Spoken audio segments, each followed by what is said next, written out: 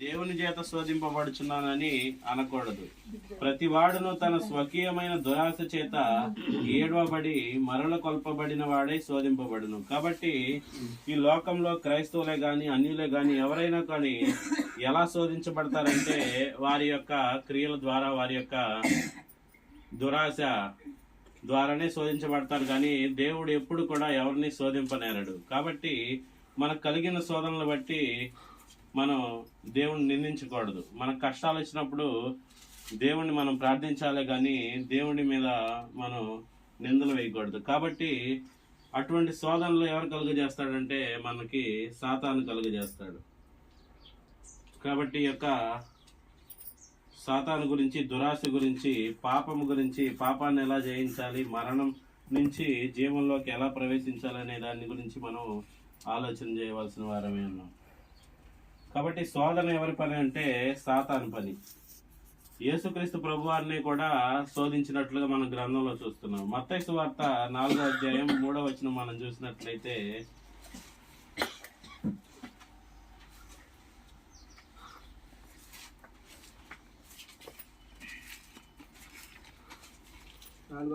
ఆ శోధకుడు 2వ వచనం కూడా చదువు.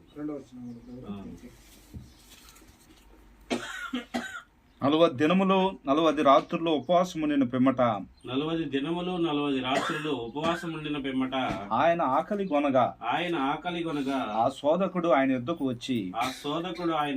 వచ్చి నీవు దేవుని కుమారుడవైతే ఈ రాళ్ళు రొట్టెలగునట్లు ఆజ్ఞాపించమనెను. కాబట్టి యేసుక్రీస్తు ప్రభువారు 40 దినాలు ఉపవాసం ఉన్నాడు. తర్వాత ఆయనకి ఏమైందంటే ఆకలి వేసింది. ఆకలి వేస్తే ఆయనకి రొట్టెలు తినాలని తెలుస్తుందా? తెలియదండి. మనకు ఆకలి వేస్తే మనం అన్నం తింటాం కదా, అలాగే యేసు ప్రభు వారికి కూడా తెలుస్తుంది. కానీ అపవాది ఏమంటున్నాడంటే ఈ రాళ్ళని రొట్టెలుగా చేసి తినమంటున్నాడు. యేసుక్రీస్తు ప్రభు వారు అనుకుంటే రొట్టెలు రాళ్ళు అవుతాయి కదా. కానీ సాతాను మాట విని చేస్తే ఏమవుతుంది? సాతానికి లోబడినట్టు అవుతుంది. కాబట్టి యేసుక్రీస్తు ప్రభువారు శోధనని సహించాడు కాబట్టి, సాతాన్ని కాళ్ళ కింద తొక్కారు కాబట్టి ఆయనకి జీవకిరీటం వచ్చింది. మనకు కూడా జీవకిరీటం పొందే అవకాశాన్ని కల్పించారు. కాబట్టి సాతాను ఆ విధంగా ప్రేరేపిస్తూ ఉంటాడు. దురాశలోకి, మరణంలోకి మనల్ని నెట్టేయడానికి ప్రతి నిమిషం కూడా, ప్రతి సెకండ్ కూడా గర్జించు సింహాలే మన మధ్య తిరుగుతూ ఉంటాడు.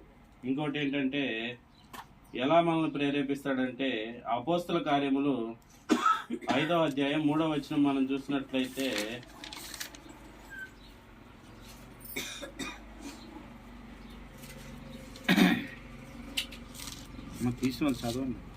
అప్పుడు పేతురు అననీయ నీ భూమి వెలలో కొంత దాచుకొని పరిశుద్ధాత్మను మోసపుచ్చుటకు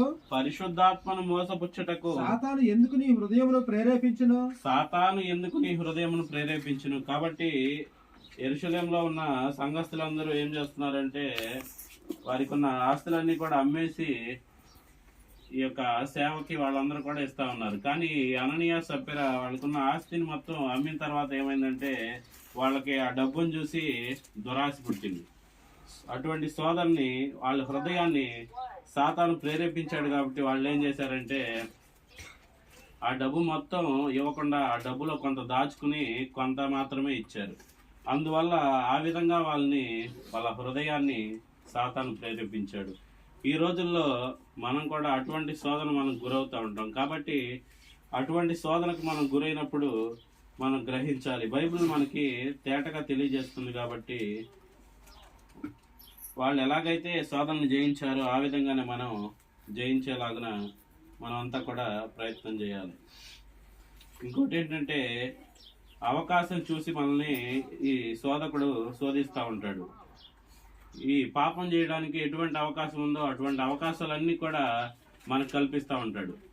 దొంగతనం చేయమని, లేదా నరహత్య చేయమని, ఇలా మనకి ప్రేరేపణ వస్తూ ఉంటుంది. కానీ మనం ఏం చేయాలంటే అటువంటి శోధనకు మనం లోనవ్వకూడదు. ఆ పాపంలో మనం పడకూడదు. ఆ దురాశకు లోనవ్వకూడదు. అలా లోనైతే మనం ఏమవుతామంటే ఆత్మీయంగా చనిపోతాం. దేవుని పిల్లలు అనబడం ఇక పరలోకం వెళ్ళే అవకాశం ఉండదు. నరకంలో, నిత్య నరకంలో మనం ఎప్పుడు కాలుతానే ఉంటాం. కాబట్టి అటువంటి శోధనలు మనకు వచ్చినప్పుడు ఈ సాతాను మనం జయించే వారిగా ఉండాలి. రోమీయులకు రాసిన పత్రిక 16:20.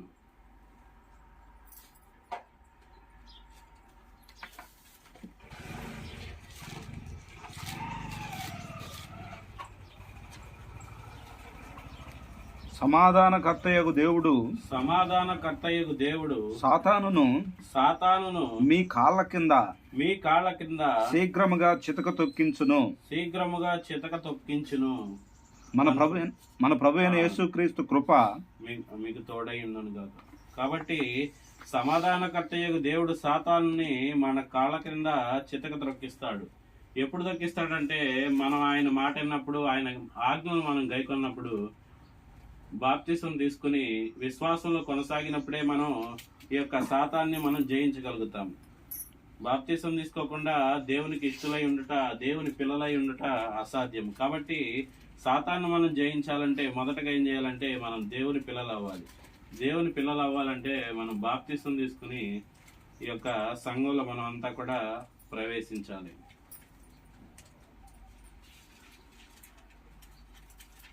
తీతుకు రాసిన పత్రిక 3:3.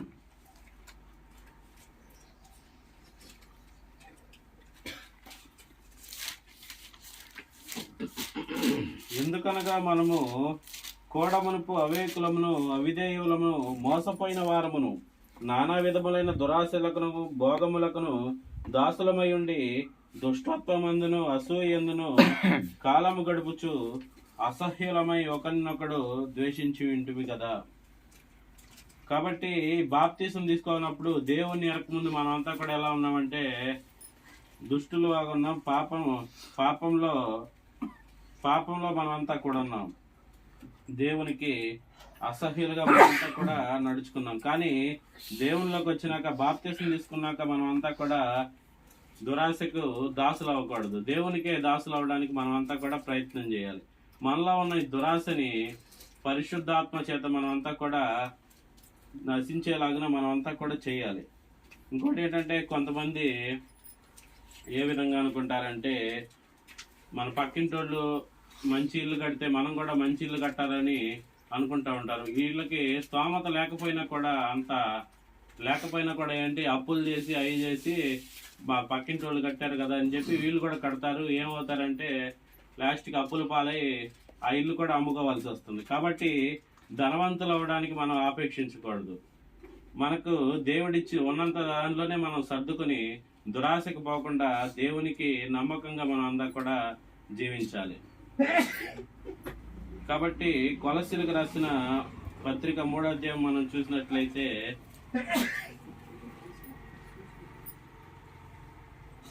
కొలస్సీలకు రాసిన పత్రిక 3:5 మనం చూసినట్లయితే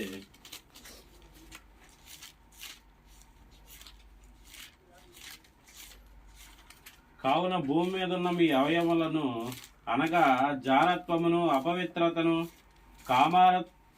కామాతురతను దురాశను విగ్రహారాధమైన ధనాపేక్షను చంపివేయుడి.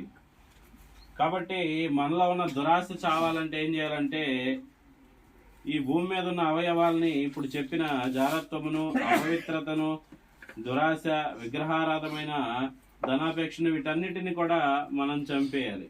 చంపేసినట్లయితేనే మనము మరణం నుంచి జీవంలోనికి ప్రవేశిస్తాం. కాబట్టి ఎప్పుడు చంపగలం అంటే దేవుని వాక్యం మనలో ఉంటే, దేవుని వాక్యం మన హృదయంలో ఉంటే మనం ఈ శోధనని సహించి జీవకిరీటం పొందేవారిగా మనం అంతా కూడా ఉంటాం. కాబట్టి ఆ విధంగా మనం అంతా కూడా ఉండాలని దేవుని వాక్యం మనం తెలియజేస్తుంది. కాబట్టి ఇప్పుడు పాపం గురించి కొన్ని ఉదాహరణలు మనం చూద్దాం. పాపం అంటే ఏంటని. యోహాను రాసిన మొదటి పత్రిక 3:4.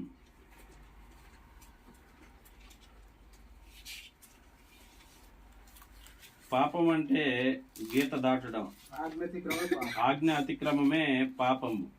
ఇప్పుడు దేవుడు ఏ ఆజ్ఞలు అయితే ఇచ్చాడో మనకి ఆజ్ఞలు వినకపోవడం, ఆజ్ఞల చొప్పున మనం జీవించకపోవడం, మన ఇష్టం వచ్చినట్టు మనం జీవించడం కూడా పాపమే. ఇప్పుడు దేవుడు మనకి ఇచ్చిన ఆజ్ఞ ఏంటంటే ప్రతి ఆదివారం కూడా ఆయన ఆరాధించాలి, ఆయన సన్నిధిలో గడపాలని ఆజ్ఞ ఇచ్చారు. కానీ మనం ఏం చేస్తూ ఉంటామంటే ఒక ఆదివారమేగా అని చెప్పి మానేస్తూ ఉంటాం.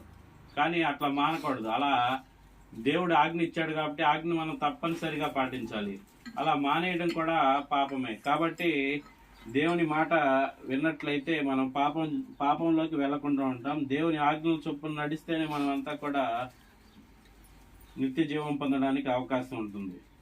రోమియోలకు రాసిన పత్రిక 3వ అధ్యాయం 23వ వచనం మనం చూసినట్లయితే, అందరూ పాపము చేసి దేవుడు అనుగ్రహించు మహిమను పొందలేకపోతున్నారు. కాబట్టి దేవుడు ఆయన బిడ్డలకు ఎంతో ఆశీర్వాదాలు ఇస్తున్నాడు, ఎన్నో దీవెనలు ఇస్తున్నాడు. చనిపోయిన తర్వాత కూడా నిత్యం ఆయనతో పాటు సంతోషంగా జీవించే అవకాశాన్ని కల్పిస్తున్నారు. కానీ అనేక మంది ఏం చేస్తున్నారంటే ఆ పాపంలోనే ఉంటున్నారు, దేవుడు అనుగ్రహించే మహిమను పొందలేకపోతున్నారు. కాబట్టి ఈరోజు దేవుని సన్నిధిలో ఉన్న మనమంతా కూడా ఈ విషయాన్ని తెలుసుకోవాలి. తెలుసుకుని మనమంతా కూడా దేవుడిచ్చే దీవెనలు పొందుకునే వారిగా మనమంతా కూడా ఆయనకి మహిమకరంగా మనం జీవించేలాగా మనమంతా కూడా మన ప్రవర్తన కలిగి జీవించాలి. ఇంకోటి ఏంటంటే పాపానికి దాసులగుట. ఏంటంటే ఇప్పుడు ఒక అబద్ధం చెప్తారు, అబద్ధానికి మళ్ళీ ఇంకా ఎన్ని అబద్ధాలు చెప్పాలి, దాన్ని కవర్ చేయాలంటే ఇంకో 100 అబద్ధాలు చెప్తారు. కాబట్టి ఒక అబద్ధం చేస్తే ఒక పాపం, ఇంకా 100 అబద్ధాలు మనం చెప్తున్నాం కాబట్టి అన్ని పాపాలు మనం చేస్తున్నాం. కాబట్టి పాపానికి దాసులైపోతున్నాం. ఇప్పుడు ఒక త్రాగుబోతున్నాడు అనుకో, పొద్దున్నే లేస్తే ఏమనుకుంటాడంటే నా బిడ్డలు నా పిల్లం రోజు తిడుతున్నారు, మానేయాలనుకుంటాడు. కానీ సాయంత్రానికి ఏం చేస్తాడు, మళ్ళీ తాగుతాడు. ఎందుకంటే ఆయన ఏమైపోయాడంటే ఆ పాపానికి దాసులైపోయాడు, వ్యసన పరుడుగా మారిపోయాడు. కాబట్టి అటువంటి పాపాలకు మనం దాసులు అవ్వకుండా మనలో దేవుని వాక్యం ఉండేలా, దేవునికి మహిమకరంగా మన జీవితం ఉండేలా మనం చూసుకోవాలి. ఇలా చూసుకోకపోయినట్లయితే, దేవునికి మహిమకరంగా జీవించకపోయినట్లయితే, పాపానికి దాసులుగా మనం ఉన్నట్లయితే మనం ఎక్కడికి వెళ్తామంటే నరకానికి మనం వెళ్తాం. దేవుని ఉగ్రతకు మన మీద వస్తుంది. రోమియోలకు రాసిన పత్రిక 2వ అధ్యాయం 8వ వచనం, అయితే భేదములు పుట్టించు సత్యమునకు లోబడక సత్యమునకు లోబడక దుర్నీతికి లోబడి వారి మీదికి దేవుడి ఉగ్రతయు రౌద్రమును వచ్చును. ఇప్పుడు దేవుని ఉగ్రత ఎలా ఉంటుందో, దేవుని కోపం ఎలా ఉంటుందో మనం అంతా కూడా పాత నిబంధనలో చూసాం. ఇప్పుడు రీసెంట్ గా అమెరికాలో ఒక రాష్ట్రం కూడా దేవుని ఉగ్రతకు గురైనట్టుగా మనం చూస్తాం. ఆ ప్రదేశం అంతా కూడా కాలిపోయినట్లుగా మనం టీవీలో చూసాం. కాబట్టి వారు కూడా దేవునికి వ్యతిరేకంగా అనేక కార్యాలు చేశారు. దేవునికి వ్యతిరేకంగా అనేకమైన బ్యానర్లు, వాళ్ళ జీవితాలు కూడా దేవునికి వ్యతిరేకంగా ఉన్నాయి. కాబట్టి అటువంటి వారిగా మనం ఉండకూడదు. దేవుని ఉగ్రత నుంచి మనం తప్పించుకోవాలంటే ఆయనకి ఇష్టలుగా ఉండాలి. ఆయనకి ఇష్టలుగా ఉంటేనే మనం అంతా కూడా ఆయన ఉగ్రతకు లోనవ్వకుండా ఉంటాం. కాబట్టి మనం అంతా కూడా ఏం చేయాలంటే మన పాపముల నిమిత్తము బాప్తిస్మం తీసుకోవాలి. మన పాపములు ఒప్పుకొని యేసుక్రీస్తు నామంలో, పరిశుద్ధాత్మ నామంలో, దేవుని నామంలో మనమంతా కూడా బాప్తిస్మం తీసుకున్నట్లయితేనే ఆయన పిల్లలు అవుతాము, ఆయనకు ఇష్టలుగా జీవించడానికి అవకాశం ఉంటుంది. అపోస్తల కార్యములు 2వ అధ్యాయం 38వ వచనంలో మనం చూసినట్లయితే,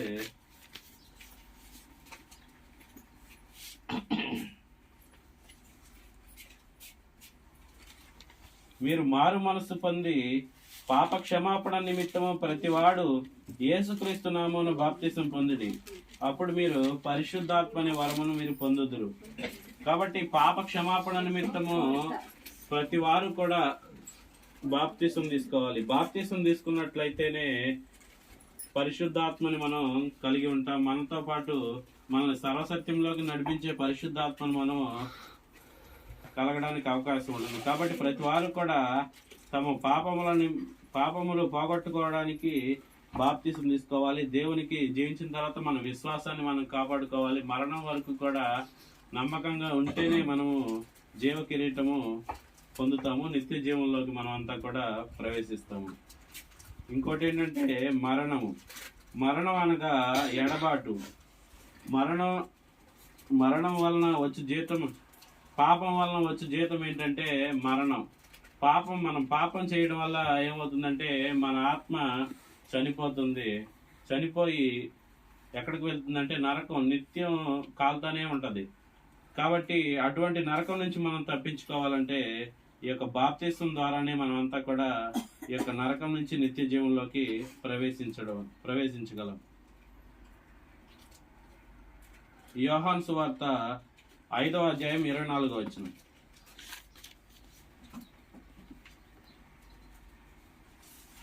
మాట విని నన్ను పంపిన వాని యందు విశ్వాసముంచువాడు, నా మాట విని నన్ను పంపిన వాని యందు విశ్వాసముంచు వాడు నిత్య జీవము గలవాడు. నిత్య జీవము గలవాడు. వాడు తీర్పులోనికి రాక మరణములో నుండి జీవములోనికి దాటి ఉన్నాడని నీతో నిశ్చయముగా చెప్తున్నాను.